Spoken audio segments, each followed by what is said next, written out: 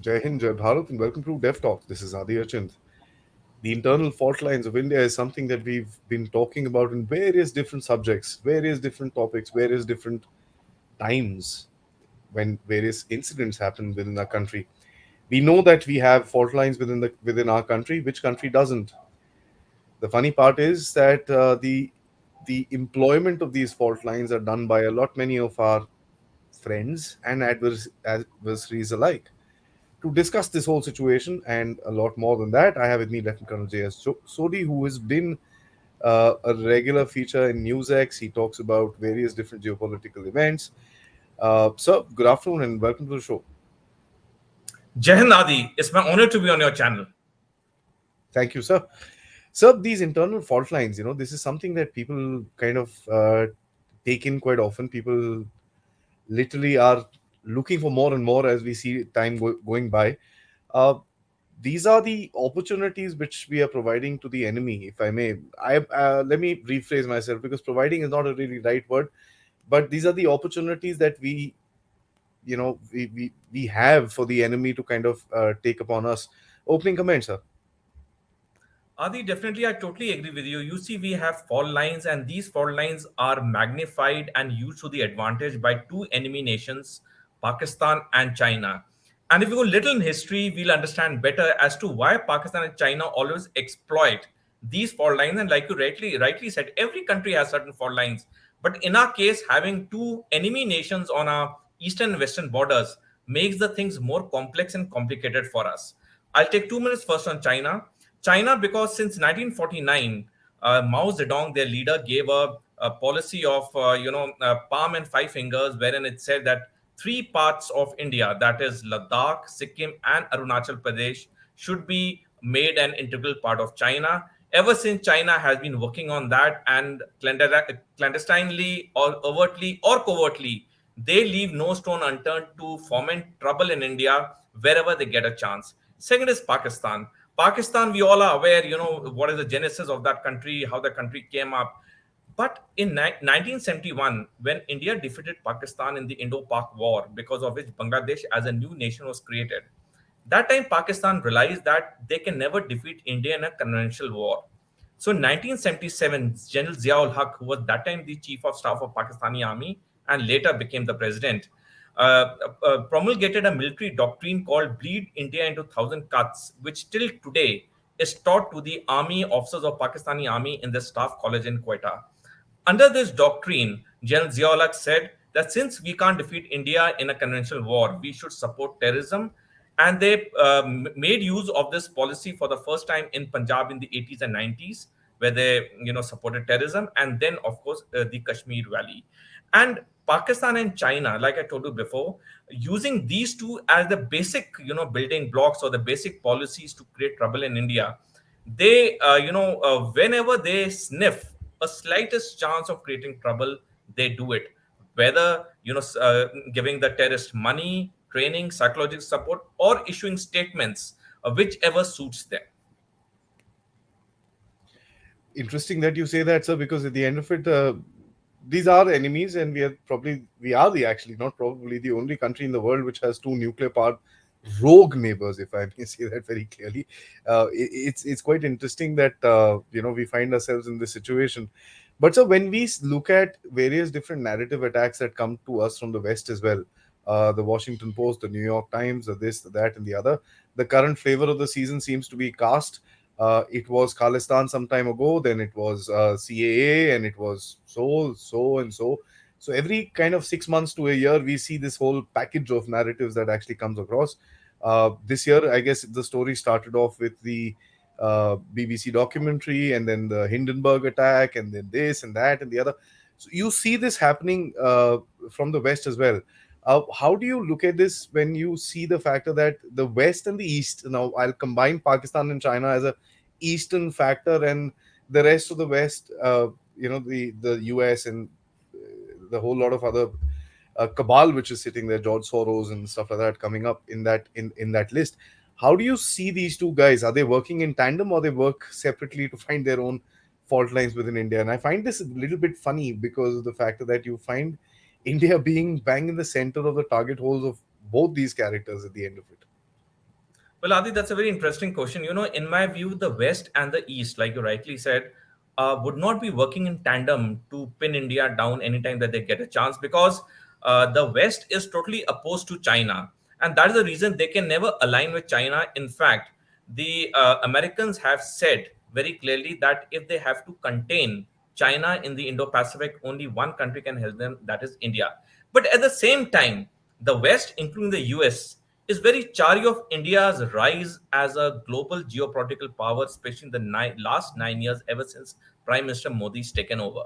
Now, in last 9 years, the West is seeing that India is asserting itself very clearly. It's not buckling under any pressure, be it the Russia-Ukraine war. There are a lot of pressures on us to take a stance on it, to stop purchasing the Russian oil, but India did not buckle under any pressure.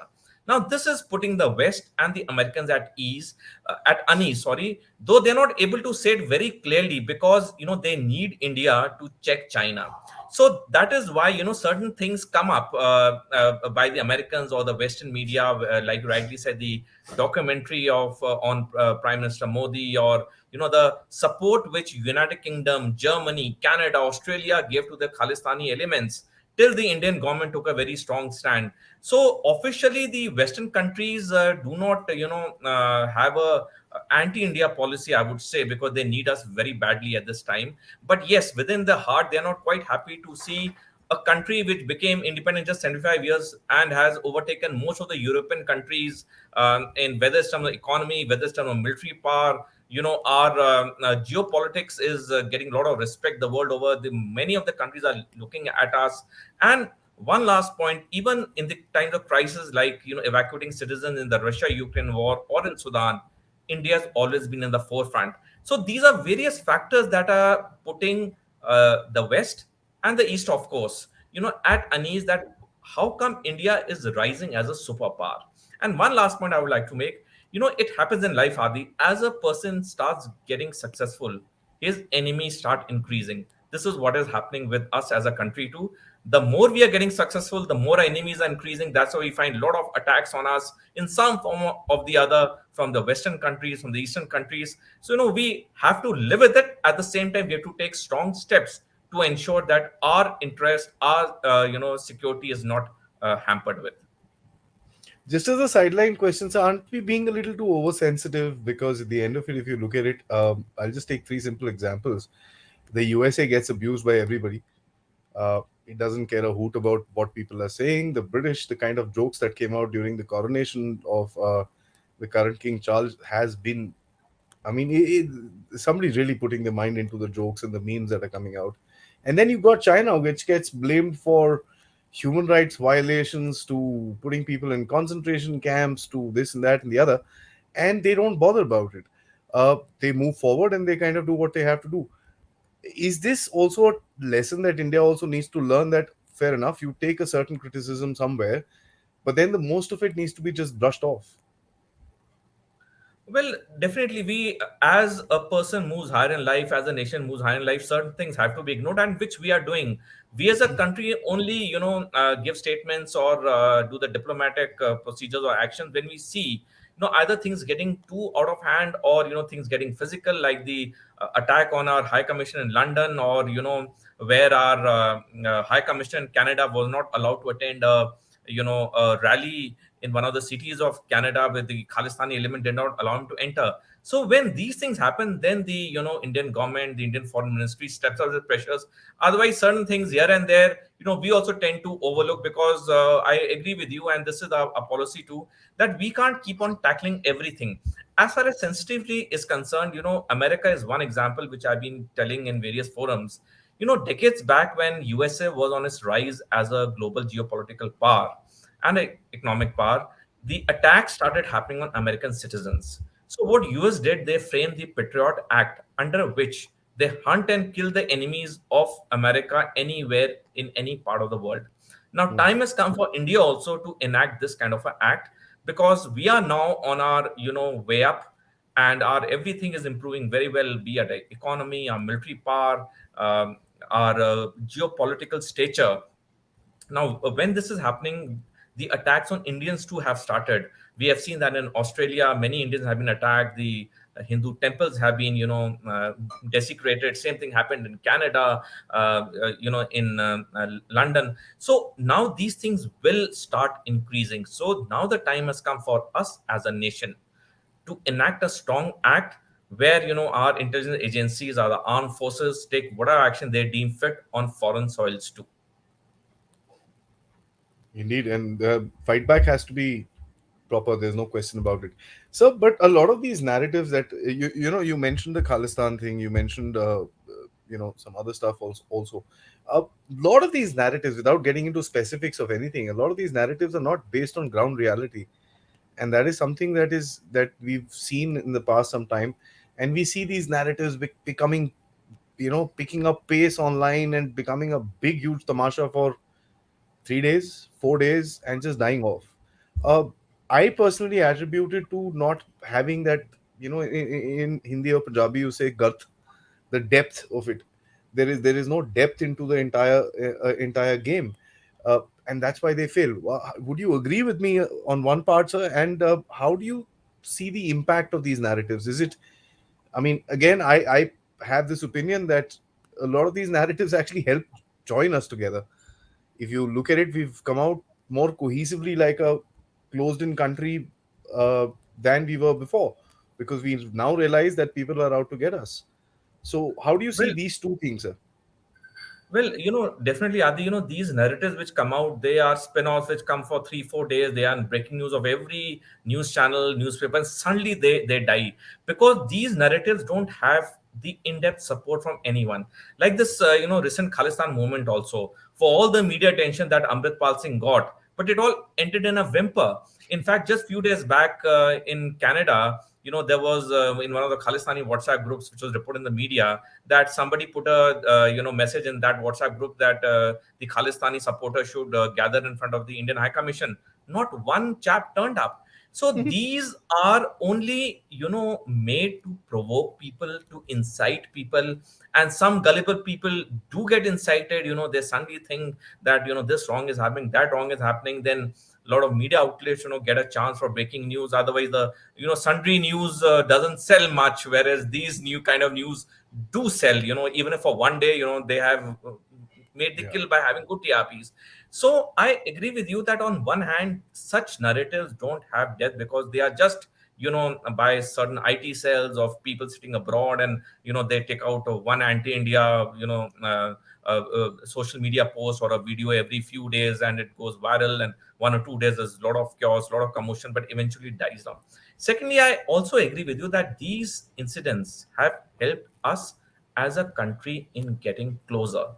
I would like to tell you a very, personal example that when I was a school going kid and this Operation Blue Star happened, and, a lot of chaos took place in the country that time. Without going why it happened, we all know who supported whom and what happened. But the fact is, once that thing happened and there was riots in the country, and for many years, I would say, as a small child, as a small sick boy, people used to, torment me, taunt me that I'm a sick and all those things. But now when this Khalistani movement, so-called, happened for a few months since August last year when Amritpal came back from Dubai, there was no such thing anywhere. So I agree with you that while in the present time, social media is definitely playing a very, very big role.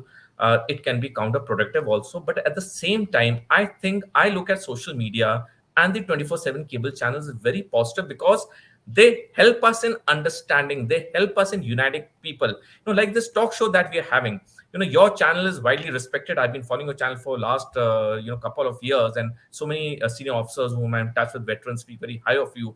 So when we have such shows, when we have such talk shows, whether here or the other media channels, the point of view gets expressed which many people can understand and digest, and I think that makes a lot of difference. So yes, these narratives have had a very positive effect also, in the sense that we as a country have become very, very closer, very, very strong. Internally we may have 10, 20 problems which every country has, every family has, but when it comes to any external factor, we stand united as one. absolutely. So two people put in the room, you and I, we discuss something, we'll have disagreements. That's how it is. That's how human beings are. But you brought out something very interesting, so that there is there is history which is there for certain things that have happened in our past, and no country has a clean past that can say, oh, we've not made any mistakes, we are doodh ka dhula hua, it's not the case. Every country in its time of growth makes mistakes, goes through these turmoils, creates confusions, as a matter of fact, then pays for them, which is what we are doing in this time. So one of the things that we see that, the older issues that have been resolved are being brought up again. If you look at again, if you see the main thing which we see currently is that the caste divide, which is something that we kind of forgot. India does not look at it like that anymore. And as the growth in the country actually happens, people don't bother about all this stuff. I work in a public place where the discussion of something like this is just not there.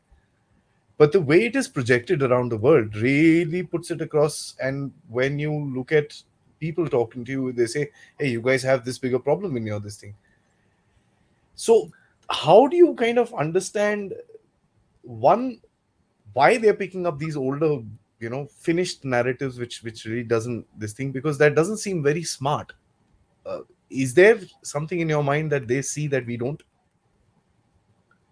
Well, Adi, the fact is that as we as a nation are getting stronger, there are many countries who are not quite happy with our success. And then they start picking small, small things where they can pin us down. Now, when two civilized people are having a discussion, we know where to, put a full stop to the discussion, where not to cross the, dotted line or the demarcated line so that we don't, offend each other's civilities and sensibilities. But when two persons who are of different understanding, one is jealous of the other, one is very chary of the other, when they are discussing for first 5-10 minutes, the talk will be very civilized, but then suddenly when one side sees that he is losing the discussion, then the person thinks get in that you did this, you did that. The same Hmm. thing applies with these people too who are settled abroad or certain countries abroad, because they cannot find major faults in us. They take out something which happened 30, 40 years back. And yes, I agree with you. Not only nations, Adi, we as humans evolve. When I see myself at the age of 52 years and I compare with what I was 22 years of age or what I was 32, I see there's a marked difference in me. Rather, now that I'm on so many news channels, when I speak and when I see my first two videos when I came first on TV, I see a difference in myself in just about 1 year. So the point that I'm making is we all evolve. We all evolve as a nation, as individuals. We make mistakes, we make blunders. I'm sitting in front of you. I have made certain blunders in my life. But then, one can't live with the past. One can't, just think that, oh, that blunder was made, so this country is to be viewed like this. We were evolving. We were, when we became independent, we are absolutely just no money as a nation.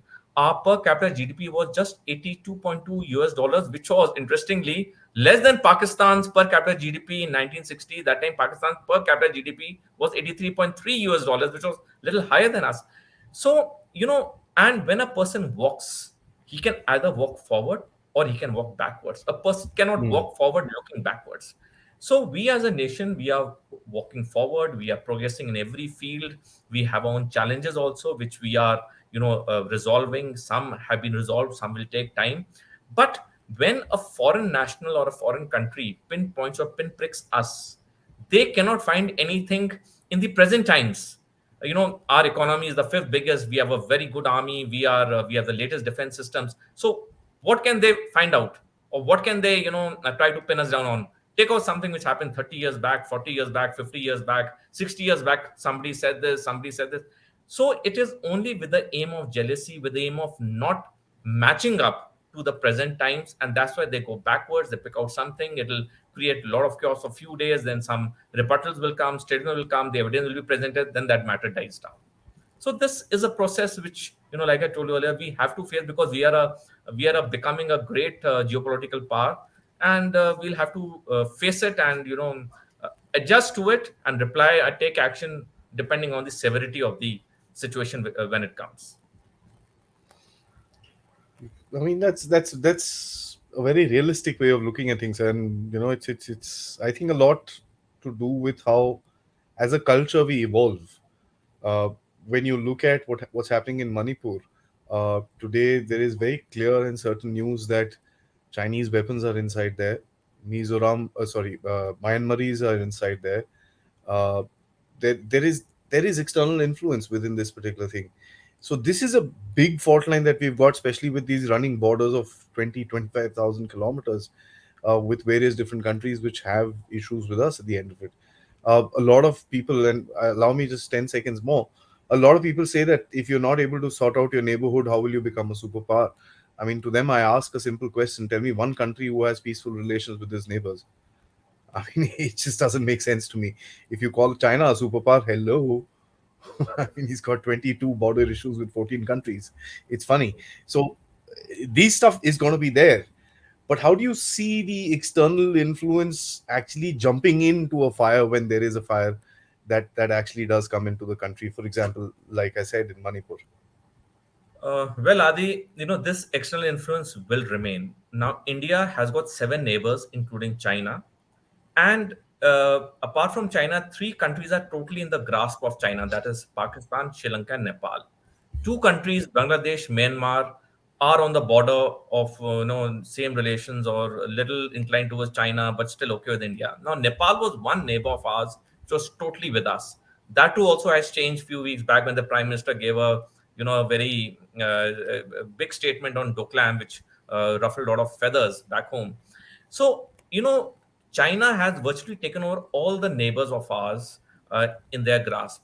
So we are in the most precarious probable situation in the whole world because we have now, except for Bhutan and Bangladesh, who are little friendly with us, all others are from their heart, they are hostile with us.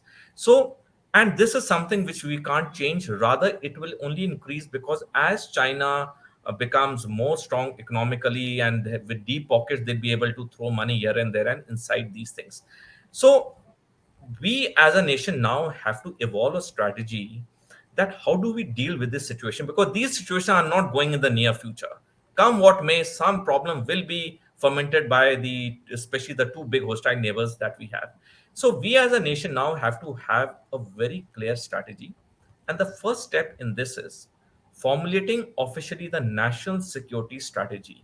It is ironical, Adi, that even after 75 years of independence, we do not have an official national security strategy. Now, from the national security strategy will flow the defense security strategy, the internal security strategy. All these things will come once the national security strategy is framed for us. Once we spell very clearly what are the challenges we as a nation are drawing. Now, one example I'll give you on last year, 5th of November 2022. USA released its national security strategy report in which it clearly said that China is their enemy number one. In our country, 1998, the then defense minister, Mr. George Fernandez, said that India's enemy number one is China, but there was so much of political pressure on George Fernandez that 5 years later, in 2003, he had to withdraw this statement of his. So till today, like I told you, we do not have the national security strategy with us. So firstly, we have to formulate officially so that every organ of the government, be it the home ministry, be it the defense ministry, be it the communication ministry, be it the industry ministry, knows very well what is a national security strategy. The second thing to tackle this is we have to take strong and stern action on the overground workers who support these terrorists or extremists. Now, in no place of the world can terrorism thrive or even be in the normal form if there's no local support or overground support. Now, this is what we have to take strong action. We are already taking this action. If we see just 2 3 years back, that Kashmiri, overground worker Yasin Malik, who had killed four Air Force officers in the 1990s. For 14 15 years, he was moving scot free, giving a lot of statements, going abroad at his will. But now, last 2 3 years back, he's been arrested and thrown in the Tihar jail. So these overground workers have to be caught and strong action taken on them. Thirdly, the in any terrorism, the financial supply chains are the biggest thing because until and unless there's money, such terrorism cannot thrive. So these financial supply chains have to be cut and choked.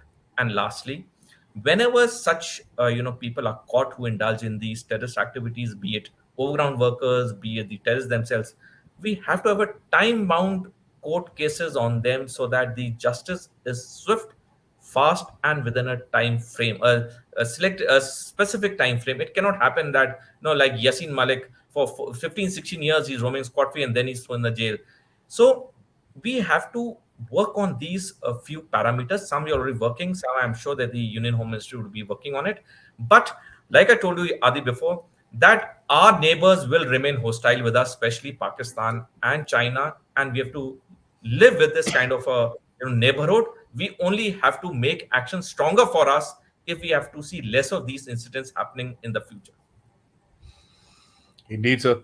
Last word before we close this wonderful discussion, sir, about the fact is, see, a lot of people, and I can understand where that comes from, because at the end of it, I'm also, I mean, I'm from Fauji blood, but I'm also a civilian at the end of it.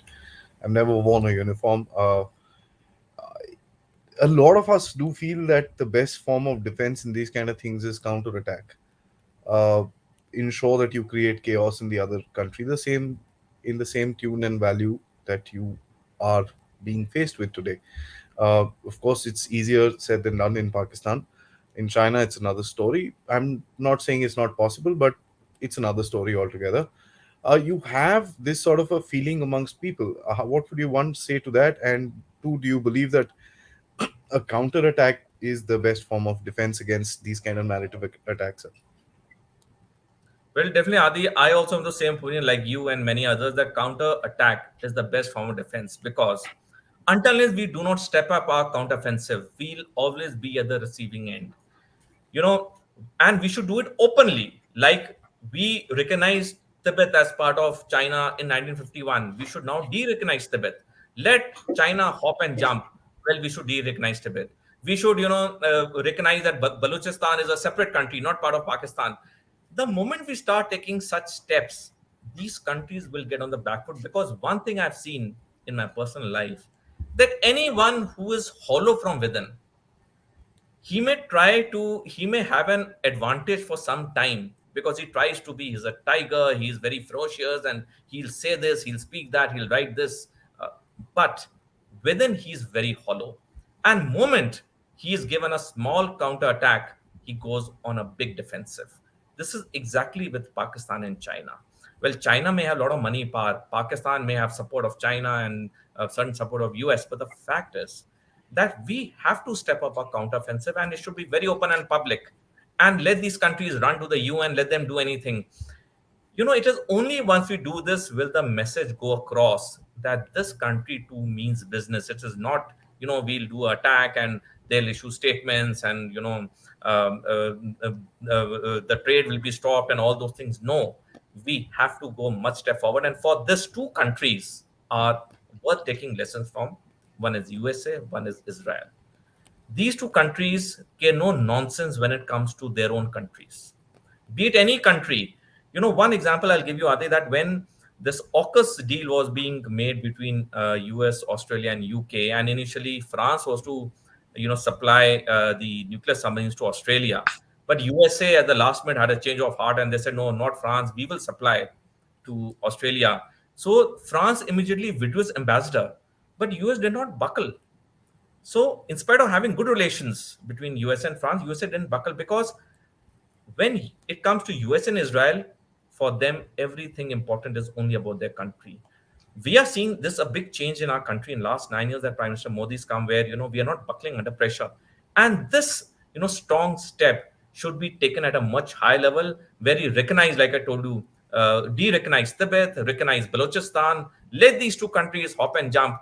We have to have these strong countermeasures. And if need be, like I told in the beginning of the talk, that we should also frame the Patriot Act, where we officially authorize our security agencies, our intelligence agencies, to go and kill the people who are waging a war against India and they're hiding in any foreign country abroad. Absolutely. There is not a word in this particular statement I disagree with, sir. And with the recent, I won't want to confirm it, but the recent taking out of certain elements within Pakistan does, I hope, is in our interest. And when we look at these kind of things, we do feel happy about it. I don't know who's doing it. I mean, if they're doing it, congratulations to themselves. If we are, great job. Continue, keep it up. True. But yeah, there has to be an open cost to an attack, and there is just no question about it. There has to be open retaliation. I think Minister Jaishankar has started doing it at least at the diplomatic level, where he's called out when it needs to be, and that's very, very good. And I think I agree with you that this needs to be taken a step further. Sir, thank you so much. This has been a wonderful short little episode, and I hope to do a lot many more with you going forward into the future. I hope it's a good long relationship where we can actually discuss little topics of very, very precise importance to this country and see what we can come out of it. Till next time, sir, for another interesting discussion. Jai Hind. Thank you, Adi. It was really my honor to have been on your, esteemed channel. I've been following your channel for long, and it's been a wonderful talk, that I had with you. I really wish you all the best and greater success for your great channel and for the great work that you're doing. Thank you so Thank much. you. Thank you, sir.